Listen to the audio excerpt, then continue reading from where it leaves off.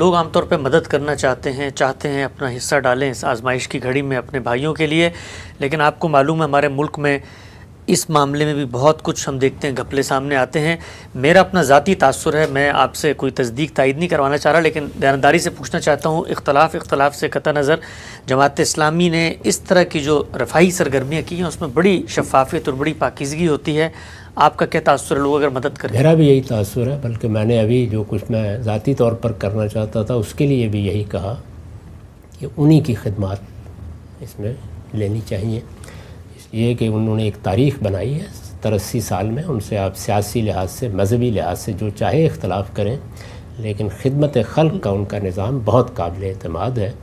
تو اس طرح کی تنظیم میں اللہ کی رحمت ہوتی ہیں۔